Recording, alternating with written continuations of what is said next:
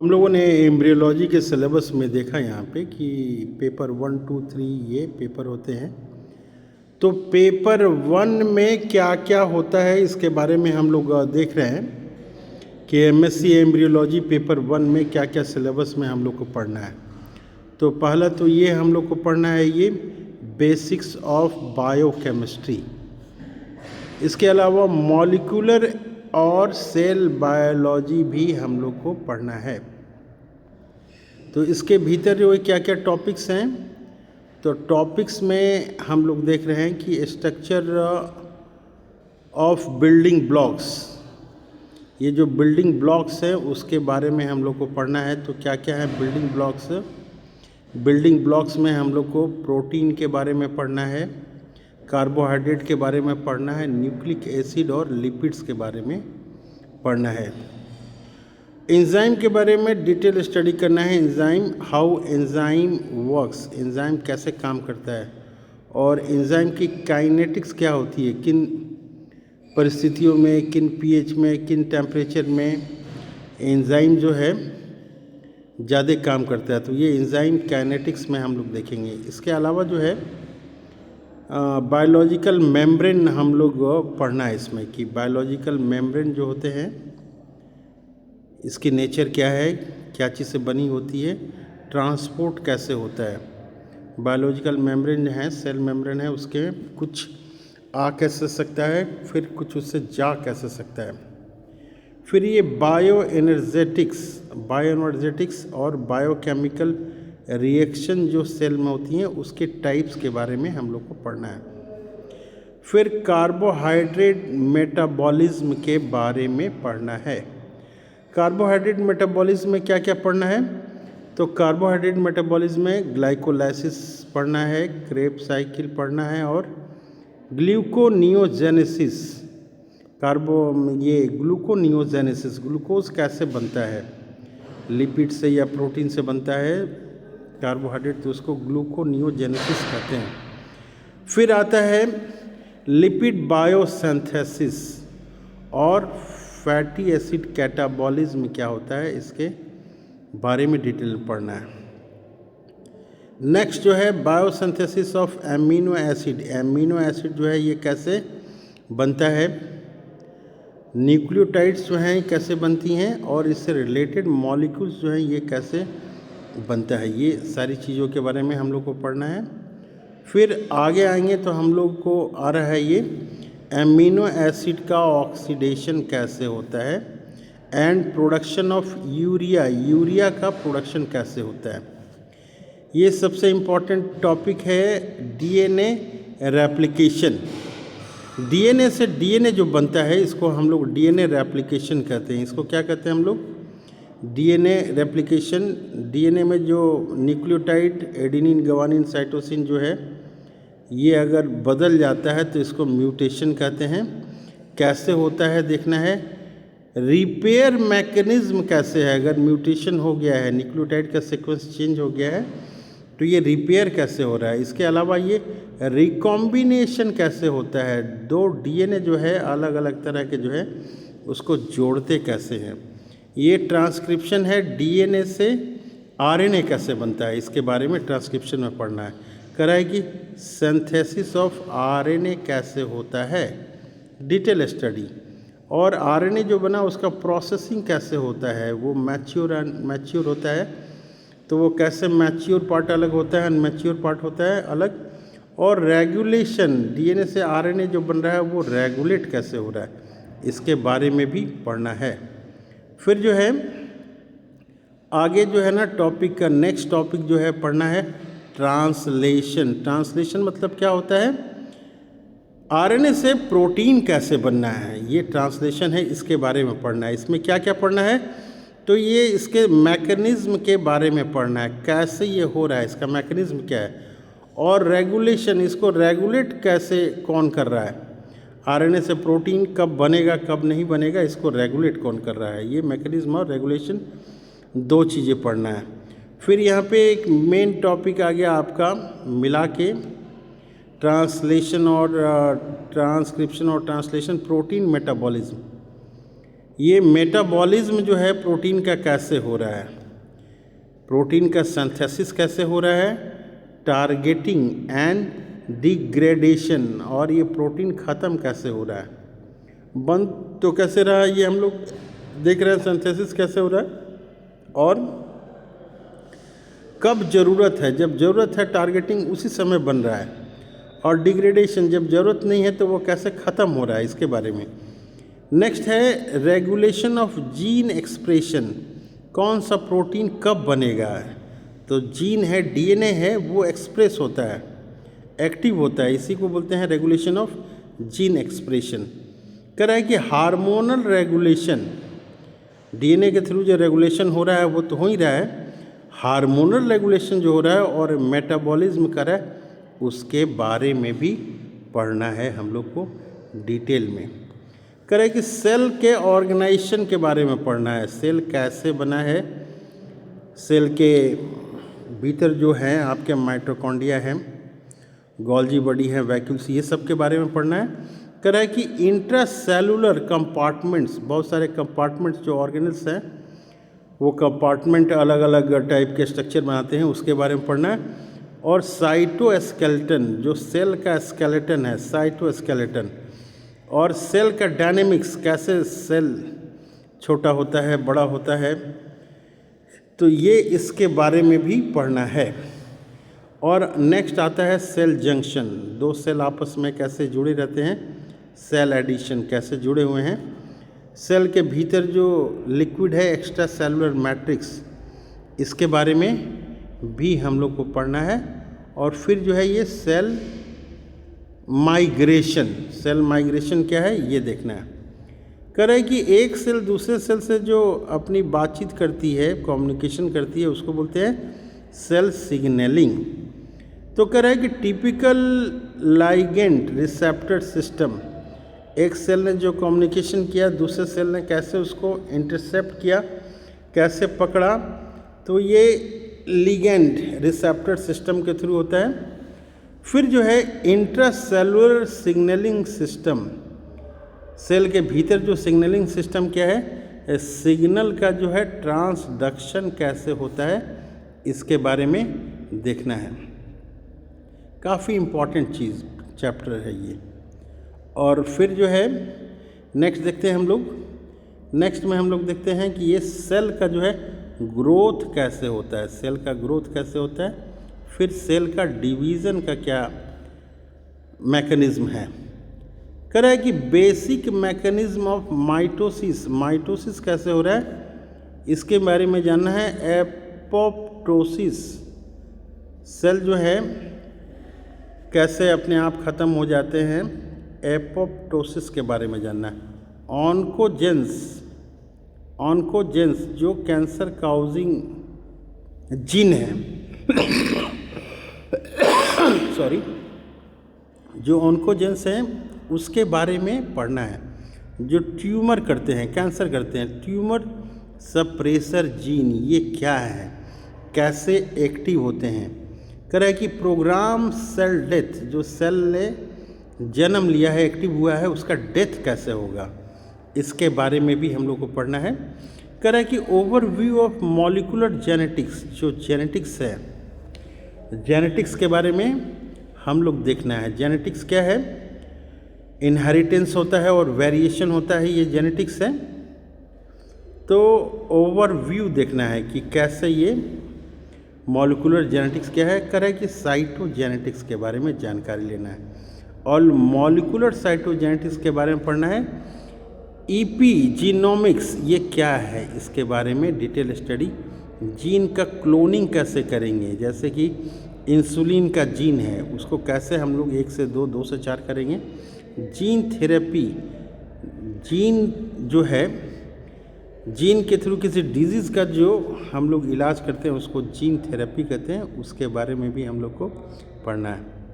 अब हम लोग के जो मेन टॉपिक है एम्ब्रियोलॉजी, इसके ऊपर ये आ गया रिप्रोडक्शन एंड एम्ब्रियोलॉजी। इसमें हम लोग गैमेटोजेनेसिस देखेंगे।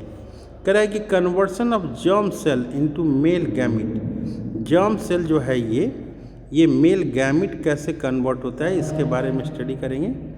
और गैमिटोजेनेसिस हम लोग देखेंगे कि जर्म सेल जो है ये फीमेल गैमिट्स कैसे बना रहा है। यहाँ पे तो हम लोग देख रहे हैं कि मेल गैमिट्स, और यहाँ पे हम लोग देख रहे हैं कि ये फीमेल गैमिट्स ये कैसे बन रहा है।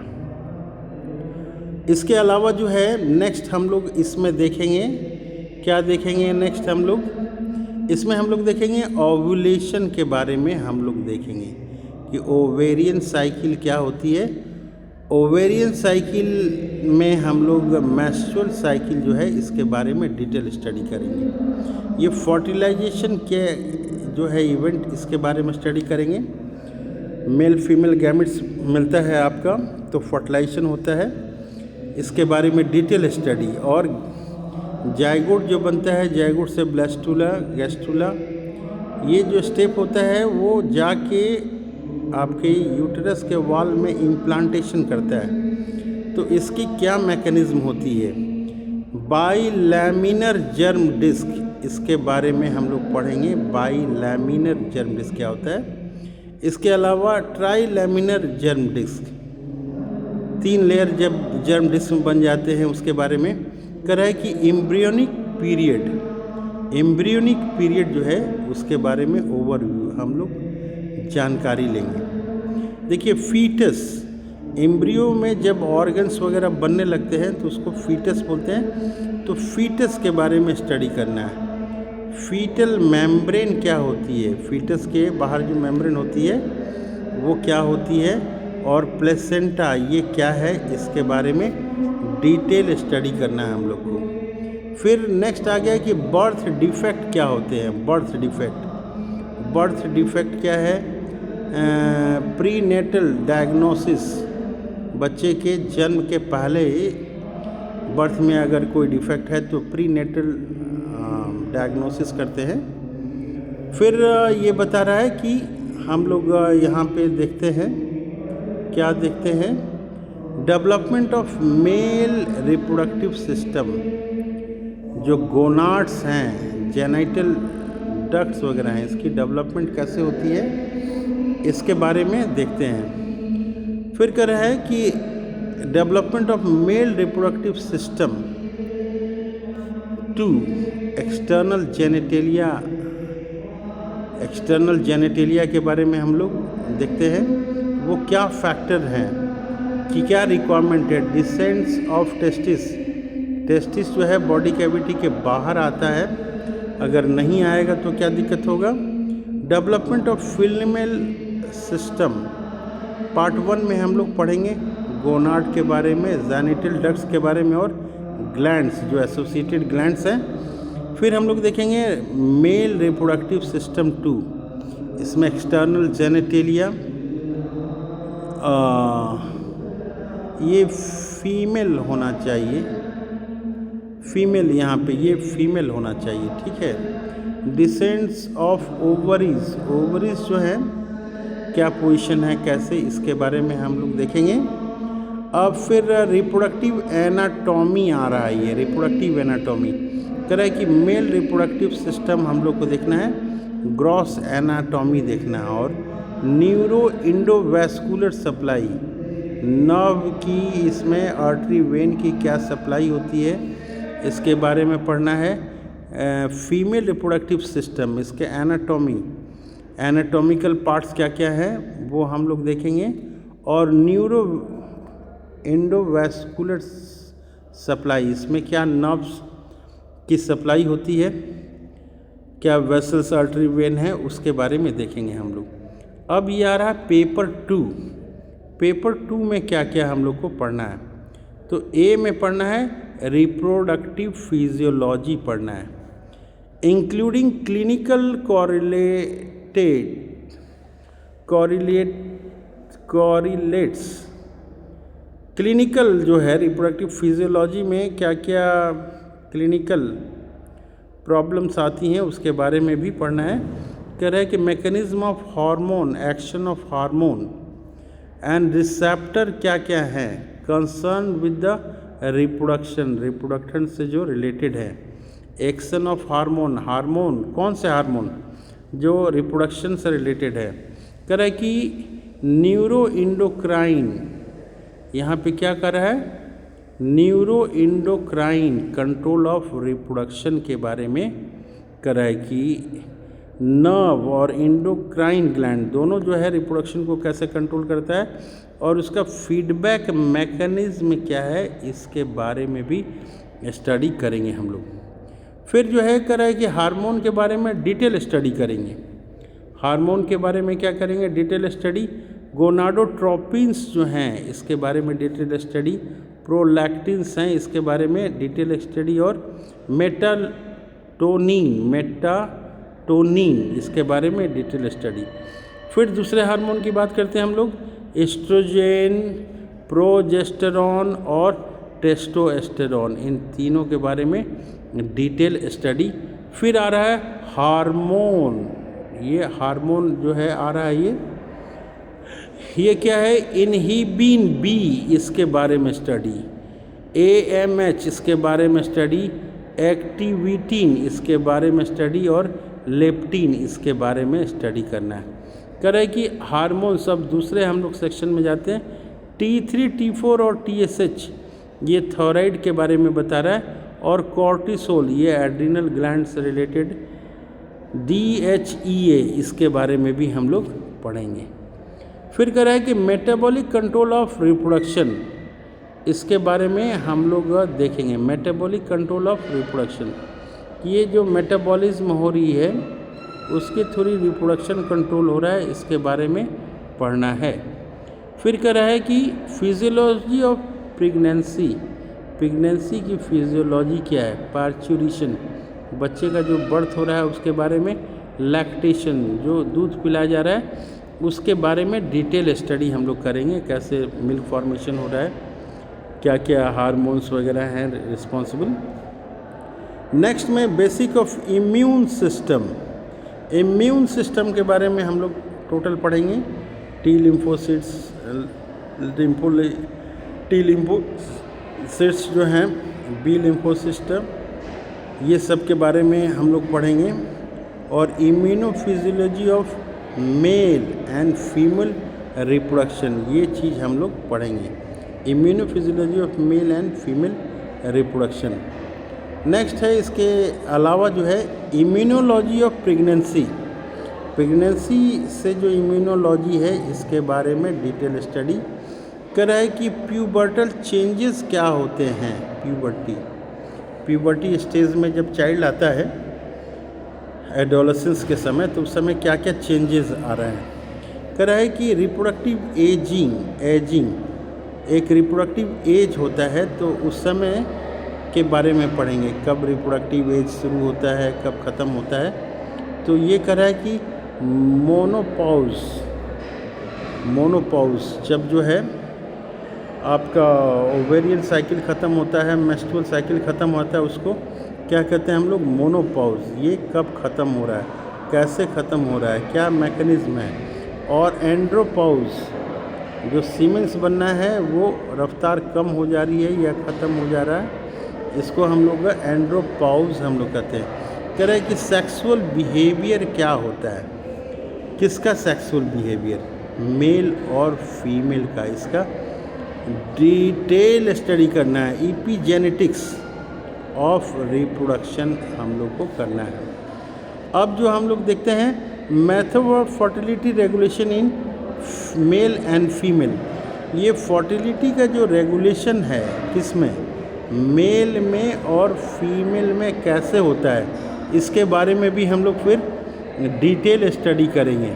और नेक्स्ट है कि prevention of sexually transmitted disease, sexually transmitted disease जो है ये कैसे हो रहा है, इसके बारे में हम लोग चिंता करेंगे। और रिप्रोडक्टिव हेल्थ किसको कहते हैं, रिप्रोडक्टिव हेल्थ, तो रिप्रोडक्टिव हेल्थ भी इम्पॉर्टेंट टॉपिक है, इसके बारे में हम लोग करेंगे। और लास्ट आता है रिप्रोडक्टिव टॉक्सिकोलॉजी, तो ये रिप्रोडक्टिव टॉक्सिकोलॉजी क्या है, इसके बारे में भी डिटेल स्टडी करते हैं। पहला दूसरा के बाद ये हमारा तीसरा चैप्टर आ गया, ये तीसरा चैप्टर। तो तीसरा चैप्टर क्या है, है तीसरा चैप्टर जो है पेपर 3 में आता है, ये आपका पेपर 3 में आता है, ये रिप्रोडक्टिव डिसऑर्डर में आता है आपका। तो रिप्रोडक्टिव डिसऑर्डर में ये क्या क्या आ गया, ये हम लोग का बंद हो गया। तो ये बंद हो गया तो हम लोग कोशिश करते हैं कि ये खुले दोबारा, तो खुलने का तो नाम नहीं ले रहा है, आ गया यहाँ पे, ठीक है। तो रिप्रोडक्टिव डिसऑर्डर्स जो हैं पेपर 3 में, तो पेपर 3 में है ये रिप्रोडक्टिव डिसऑर्डर। तो कह रहा है कि सेक्सुअल डिफरेंशिएशन क्या है इसको जानना, और डेवलपमेंट एबनॉर्मलिटी क्या क्या होती है, मेल में क्या एबनॉर्मलिटी हो सकती है, फीमेल में क्या एबनॉर्मलिटी हो सकती है सेक्सुअल डिफरेंशिएशन के समय में, इसके बारे में जाना। और कह रहा है कि मेंस्ट्रुअल डिसऑर्डर्स, मेंस्ट्रुअल साइकिल जो होती हैं किसी किसी में डिसऑर्डर्स होती हैं, तो ये कैसे होती है। प्रिकॉशियस के बारे में हम लोग पढ़ेंगे। डिलेड और एब्सेंट प्यूबर्टी स्टेज है ही नहीं या फिर डिलेड है। एमोनेरिया, ये मेंस्ट्रुअल साइकिल होता ही नहीं है, इसके बारे में हम लोग पढ़ेंगे। फर्टिलिटी डिसऑर्डर्स क्या क्या हैं, क्या क्या कारण है फर्टिलिटी डिसऑर्डर में। तो एक तो हो सकता है आपका सेक्सुअल डिसफंक्शन, सेक्स ऑर्गन आपके काम नहीं करते हों, या फिर इनफर्टिलिटी हो। डिफरेंस है यहाँ पे, सेक्सुअल डिसफंक्शन और इनफर्टिलिटी में डिफरेंस है, हम लोग आगे देखेंगे क्या डिफरेंस है। कह कि स्पॉन्टेनियस प्रेगनेंसी लॉस, एबॉर्शन जो हो जाता है उसके बारे में हम लोग देखेंगे कि क्या कारण है कि एबॉर्शन हो जाता है। स्पॉन्टेनियस प्रेगनेंसी लॉस, प्रेग्नेंट है लेडी लेकिन वो प्रेगनेंसी इसकी लॉस हो जाती है, तो स्पॉन्टेनियस अपने आप प्रेगनेंसी होती है लॉस, उसके बारे में देखेंगे। कह रहा है कि प्रेगनेंसी डिसऑर्डर के बारे में हम लोग देखेंगे कि प्रेगनेंसी डिसऑर्डर क्या होती है, प्री इक्लेम्पसिया क्या होती है। प्रेगनेंसी डिसऑर्डर, प्रेग्नेंट तो हो गई हैं लेकिन वो डिसऑर्डर हो गया है, ओवरी जो है आपका एग देने का काम किया, यूटेरस में जो इम्प्लांटेशन होना चाहिए था वो इम्प्लांटेशन कहीं और हो गया, फैलोपियन ट्यूब वगैरह में, तो इसको प्री इक्लेम्पसिया बोलते हैं। IUGR के बारे में देखेंगे, और लेबर एबनॉर्मलिटीज़ क्या क्या होती हैं। लेबर के समय बच्चे का हाथ पैर का क्या डायरेक्शन होना चाहिए, तो वो लेबर एबनॉर्मलिटीज़ में आ जाता है। किसी का सर पहले निकलता है तो किसी का हाथ पहले निकलने लगता है प्रेगनेंसी के समय, तो ये लेबर एबनॉर्मलिटी आ गया ये। अब कह रहा है कि ये इंडोक्राइन डिसऑर्डर्स क्या क्या है, इंडोक्राइन डिसऑर्डर्स। तो इंडोक्राइन डिसऑर्डर्स क्या क्या है, तो कह रहा है कि हाइपर प्रोलैक्टिनीमिया, हाइपर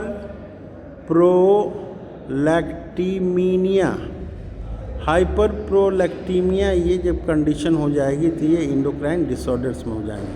कह रहा है कि ऑटो इम्यून डिसऑर्डर्स भी जो आती हैं, अपना ही बॉडी जो है अपने ही ऑर्गन को रिजेक्ट करने लगता है, तो इसको क्या बोलते हैं, ऑटो इम्यून डिसऑर्डर्स। तो क्या क्या जो हैं ये ऑटो इम्यून डिसऑर्डर्स हैं, इसके बारे में भी हम लोग देखेंगे कि ऑटो इम्यून डिसऑर्डर्स क्या क्या होती हैं, इसके बारे में, क्या फर्टिलिटी पे कैसे ये इफेक्ट डालती हैं। कह रहा है कि जेनेटिक डिसऑर्डर्स कुछ होती हैं, ठीक है। जेनेटिक डिसऑर्डर्स कैसे आ जाएंगी, DNA में चेंजेस आ जाएंगे, म्यूटेशन हो जाएगा, या तो फिर क्या हो जाएगा, सिंड्रोम्स हो जाएंगे। क्रोमोसोमों की संख्या जो है, DNA में चेंजेस आएंगे तो म्यूटेशन होगा, और क्रोमोसोम की संख्या जब घटेगी या बढ़ेगी तो क्या हो जाएगा, सिंड्रोम्स। तो ये सिंड्रोम्स जो है कितने तरह के होते हैं, क्या क्या होते हैं सिंड्रोम्स, तो ये जेनेटिक डिसऑर्डर्स में हम लोग पढ़ेंगे। दो चीज़, एक म्यूटेशन और दूसरा जो है सिंड्रोम पढ़ेंगे। कह रहा है कि ये कैंसर क्या होता है और कैंसर के बायोमेकर्स क्या होते हैं, इसके बारे में डिटेल स्टडी करेंगे हम लोग। टेस्टिकुलर कैंसर क्या होता है, प्रोस्टेट कैंसर क्या होता है, ओवेरियन कैंसर क्या होता है, एंडोमेट्रियल और सर्वाइकल कैंसर क्या होता है, ब्रेस्ट कैंसर क्या होता है, इसके बारे में भी हम लोग पूरी जानकारी लेंगे। और फिर जो है जो बीमारियां होती हैं किससे, रिप्रोडक्शन से जो जुड़ी रहती है, उसको हम लोग स्टडी करेंगे रिप्रोडक्टिव पैथोलॉजी में। क्या क्या कारण है, क्या रीजन है कि जो रिप्रोडक्टिव प्रॉब्लम्स आई हैं, तो इसको रिप्रोडक्टिव पैथोलॉजी में हम लोग पढ़ेंगे। बी में इसमें जो है, ए में हम लोगों ने देखा, बी में हम लोग देखते हैं कि बी में जो है मेन टॉपिक है ये हम लोगों के लिए। तो मेन टॉपिक्स है, इसके ऊपर जो है ध्यान देंगे हम लोग। क्या है मेन टॉपिक, कह रहा है कि assisted reproductive techniques and decent advances क्या क्या है। कह रहा है कि सीमेन का एनालिसिस के बारे में देखेंगे कि सीमेन में जो है, सीमेन में स्पर्म की संख्या ज़्यादा है कम है, उसकी मोटिलिटी क्या है, उसकी मॉर्फोलॉजी क्या है, ये सारी चीज़ों के बारे में देखेंगे। ओव्यूलेशन इंडक्शन, ओव्यूलेशन जो होता है उसको इंडक्शन कैसे हम लोग दवाई दे के करेंगे।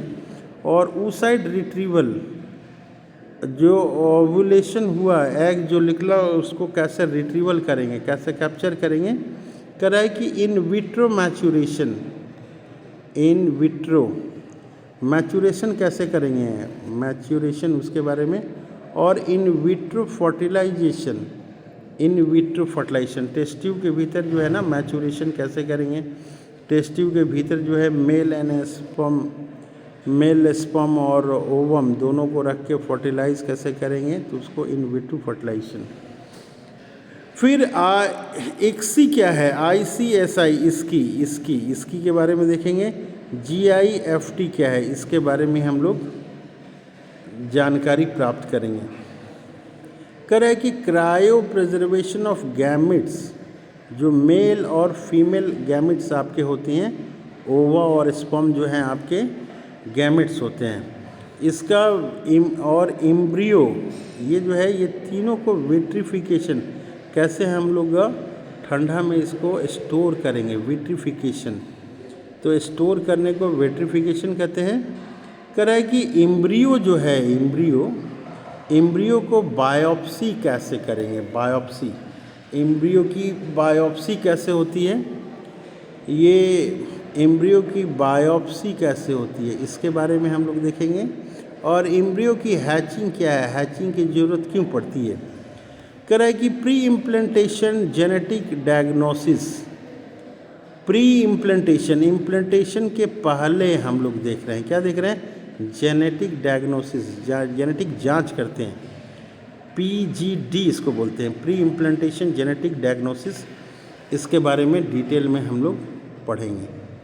और फिर जो है कह रहा है कि stem cell and therapeutic cloning, ये कह रहा है कि स्टेम सेल, जो स्टेम सेल होती हैं, ऐसे सेल जो टोटिपोटेंसी होती है, जिसमें अपने आप डिवाइड करके डिफरेंट टाइप ऑफ सेल्स बनाने की क्षमता होती है, ऐसे सेल्स को स्टेम सेल्स बोलते हैं। कह रहे हैं कि थेरेप्यूटिक क्लोनिंग, कह रहा है कि स्टेम सेल, जो एक सेल है हमारे पास स्टेम सेल जिसमें टोटिपोटेंसी है, उसको हम लोग इलाज के लिए कैसे क्लोनिंग करेंगे, एक सेल से 2 सेल, 2 से 4 सेल, 4 से 8 सेल कैसे करेंगे, थेरेप्यूटिक क्लोनिंग कैसे करेंगे। अब सी में आपका आता है ये लैब टेक्निक्स है, ये लैब टेक्निक्स। तो लैब टेक्निक्स क्या क्या हैं, तो लैब टेक्निक्स में हम लोग देख रहे हैं बेसिक इंस्ट्रूमेंटेशन। कह रहा है कि बेसिक इंस्ट्रूमेंटेशन आ रहा है ये, इसके बारे में हम लोग देखेंगे। तो बेसिक इंस्ट्रूमेंटेशन में क्या रहा है, pH मीटर के बारे में देखेंगे, सेंट्रीफ्यूज होती है उसके बारे में देखेंगे, माइक्रोस्कोप्स के बारे में देखेंगे हम लोग। फिर क्या कर रहा है ये, इलेक्ट्रोफोरेसिस क्या होता है, इसके बारे में भी ध्यान देंगे हम लोग। और फिर जेनेटिक मैनिपुलेशन कैसे किया जाएगा, इसके बारे में स्टडी करेंगे।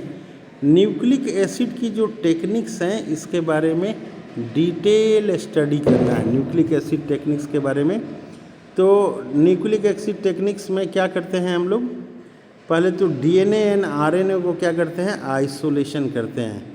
और PCR पॉलीमरेज चेन रिएक्शन, एक छोटे से डीएनए के पार्ट को बहुत सारा करना है तो उसको पॉलीमरेज चेन रिएक्शन करते हैं। और यहाँ पे है एसडीएस पेज, इसके बारे में जानकारी प्राप्त करेंगे। बोस्टन ब्लॉटिंग, इसके बारे में जानकारी प्राप्त करेंगे। डीएनए से रिलेटेड है। कह रहे कि सेल बायोलॉजी टेक्निक्स होती हैं, उसके बारे में स्टडी करना है। क्या है? सेल का कल्चर कैसे करते हैं हम लोग, ट्रांसफेक्शन कैसे होता है, ट्रांसफेक्शन, इसके बारे में हम लोग स्टडी करेंगे। और इम्यूनोटेक्निक्स हैं यहाँ पे। क्या क्या है? इम्यूनोटेक्निक्स।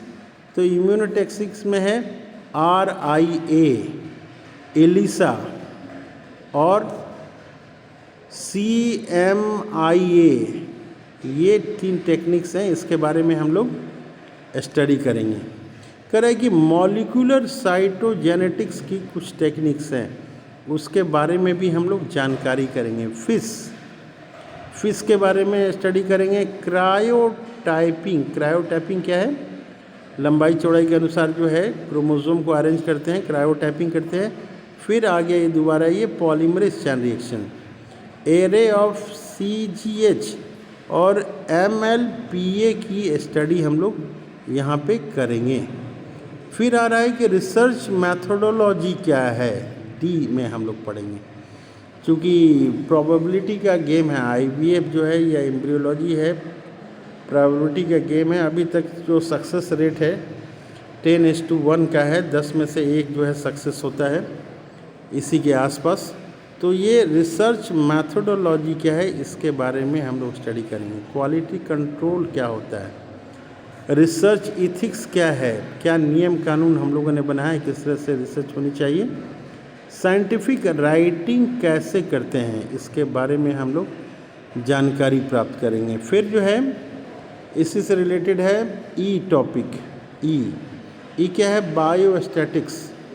कह रहा है कि इंट्रोडक्शन ऑफ बायोस्टैटिक्स, ये बायोस्टैटिक्स क्या है, इसके बारे में हम लोग जानकारी प्राप्त करेंगे कि बायोस्टैटिक्स क्या है, इसका स्कोप क्या है, नीड क्या है इसका, और application of बायोस्टैटिकल method in different medical and biological data में किस तरह से होता है, इसकी जानकारी प्राप्त करेंगे। कह रहा है कि definition of different term in statistical methods, statistical methods जो हैं इसमें बहुत सारी डिफिनीशन होती हैं, उसके बारे में हम लोग जानकारी लेंगे। क्या क्या है ये? कह रहा है कि scale of measurement, scale of measurement क्या है, इसके बारे में स्टडी करेंगे। मेथड ऑफ डाटा कलेक्शन कैसे हम लोगों ने किया है। और नेक्स्ट है प्रेजेंटेशन ऑफ डाटा, प्रेजेंटेशन करेंगे। तो स्टैटिकल लेबल्स कैसे करेंगे हम लोग, इसका डायग्राम कैसे बनाएंगे, ग्राफ्स कैसे बनाएंगे, need for reduction of data कैसे करेंगे हम लोग, और measure of average and location ये कैसे करेंगे हम लोग। और एक दो चीज़ें हैं हम लोग ये देखने की कोशिश कर लेते हैं, इसके बाद ये ख़त्म ही है। तो कह रहा है कि measures of dispersion, measures of dispersion जो है, मेजर्स ऑफ डिस्पर्सन, रेंज क्या है, क्वालिटी डेविएशन क्या है इसमें, मीन डेविएशन क्या है, स्टैंडर्ड डेविएशन क्या है, इसके बारे में स्टडी करेंगे। कह रहा है कि कॉन्सेप्ट ऑफ स्टैटिकल पॉपुलेशन देखेंगे, सैंपल्स कैसे लेते हैं हम लोग, नीड फॉर सैम्पलिंग स्टडी क्या है, सैम्पलिंग प्रोसीजर क्या है, रैंडम सैम्पलिंग क्या होता है, और डिफरेंट मेथड ऑफ सैम्पलिंग क्या है। कह रहा है कि प्रोबेबिलिटी के बारे में भी देखेंगे, बेसिक कॉन्सेप्ट क्या है प्रोबेबिलिटी का। कह रहा है कि थ्योरीज ऑफ प्रोबेबिलिटी क्या है, इसके बारे में भी हम लोग ध्यान देंगे। कह रहा है कि स्टैंडर्ड एरर जो होता है ये हम लोग इसके बारे में देखेंगे, एस्टिमेट करेंगे, टेस्टिंग करेंगे। स्टैटिकल सिग्निफिकेंस, स्टैटिकल इसका सिग्निफिकेंस क्या है वो देखेंगे। टेस्ट ऑफ सिग्निफिकेंस ये हम लोग निकालेंगे। नॉर्मल डिविएट टेस्ट हम लोग जेड टेस्ट निकालेंगे, स्टूडेंट टेस्ट निकालेंगे हम लोग, काई स्क्वायर टेस्ट निकालेंगे, एफ टेस्ट निकालेंगे, one way analysis of variations देखेंगे, मल्टीपल रेंज टेस्ट देखेंगे, two way analysis of variance and multiple range test देखेंगे, नॉन पैरामेट्रिक स्टैटिकल मेथड्स देखेंगे, कोरिलेशन देखेंगे, डिफिनीशन देखेंगे, इसका एप्लीकेशन देखेंगे और रिग्रेशन देखेंगे। साथ में इसका डिफिनीशन भी देखेंगे, एप्लीकेशन भी देखेंगे और statistical methods and diagnostic test क्या है ये भी हम लोग देखेंगे। और लास्ट में आपका है ethics and regulatory law and guideline, करे कि इथिकल प्रैक्टिसेस क्या होती हैं, कैसे करना चाहिए, करे कि नेशनल और इंटरनेशनल गाइडलाइन फॉर ART क्या है, इसके बारे में हम लोग देखेंगे। करे कि लॉ क्या है, रेगुलेट करता है क्या गैमेट के डोनर को, और सैरोगेसी, इसके बारे में हम लोग लॉ पढ़ेंगे।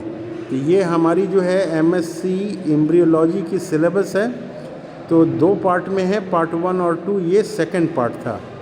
तो फर्स्ट पार्ट देखना होगा तो आप रेफ़र कर सकते हैं। तो इस तरह से ये ख़त्म होता है हमारा